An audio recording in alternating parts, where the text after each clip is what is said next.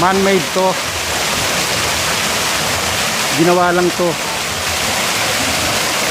Pero ngayon ang ganda na kasi parang forest na rin siya. Ang dami ng malalaking puno.